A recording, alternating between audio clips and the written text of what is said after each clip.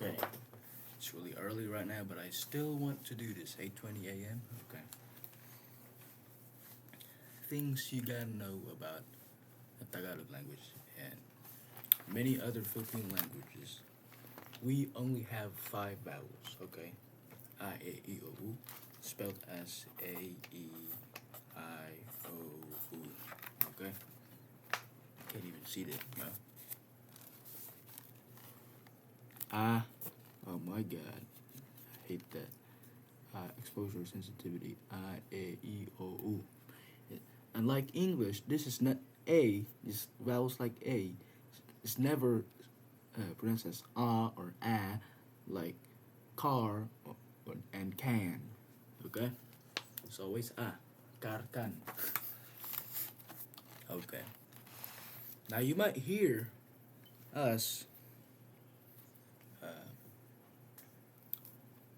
well, you might see in the spelling of Tagalog occasionally have an ng. And you struggle, isn't it? You try to say ng.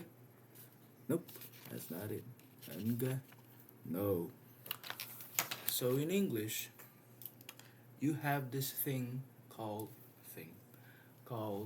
nasal assimilation. Okay, which is where which is a nasal consonant like na and ma and an m moves around depending on what consonant is after it. So, like in the word uh, thing, no, let's not say that. In the word think, here we go. K. Let me fact check myself as I'm doing this. K is a velar plosive, voiceless velar plosive. What does that mean? So velar plosive means, well, your tongue is in here. This is the roof of your mouth. Okay, this is the front, back. It's kind of like right here. Plosive means it's an outburst of air. Ka, ka, ka. Okay. Now, if you have an N that is placed right here, your tongue is in here.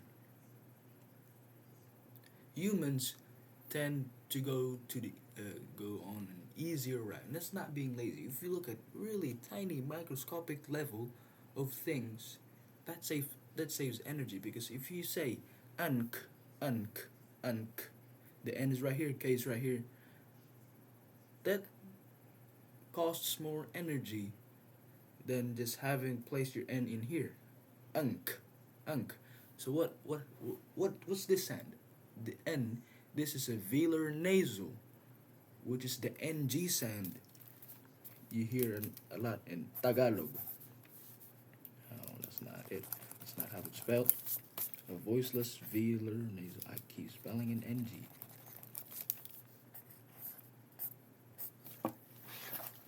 As this. Can you see that?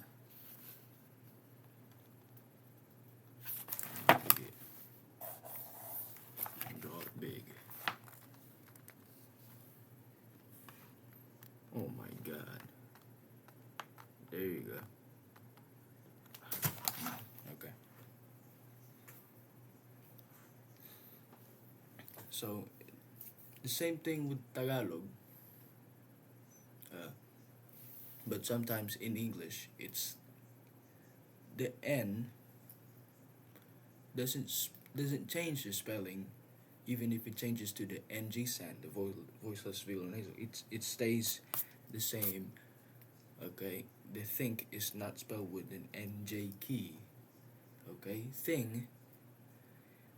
In early modern English, it used to be pronounced as thing, with the N changing to an NG sound and G having the velar plosive sound. So okay, voiced and voiceless consonants. The G and K are pairs, because if you unvoice one another, you get the other of the pair. So what does voicing means? It means that you using your throat. Okay, one way to check that is it's vibrating. So S. Is that dental fricative? I don't know. S is a voiceless consonant because if I pronounce S, there's no vibration here. But if I voice it, Z, we'll find that letter is Z, which means, oh my God, Z, which means that Z is the voiced variant of S, Z. Okay, going back to NG.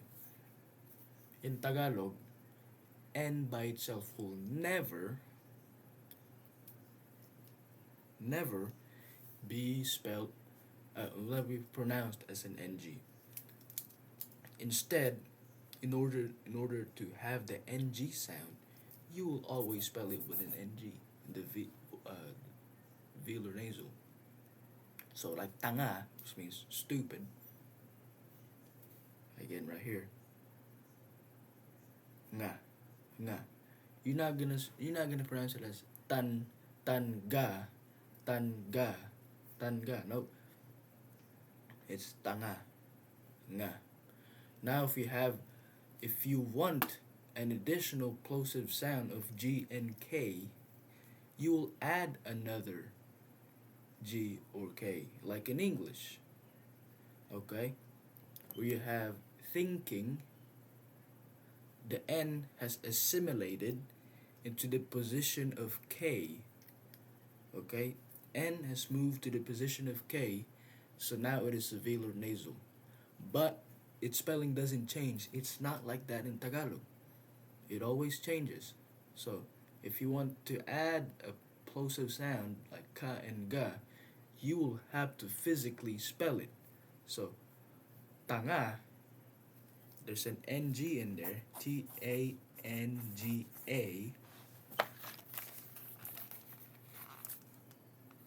See right here. It's right here. Tanga. If you want to say accept in Tagalog, it's tanggap, which is spelled with double G, but don't think, oh, how am I going to remember that? Well, don't think of it as one word. Think of it as syllables. You have the ang, tang here, which is the velar nasal, and then you add another G for the plosive. Tang, gap, anga, anga. Okay, this is not tanjap or tongap. This is tanggap. Except, man, you stupid as that, bro.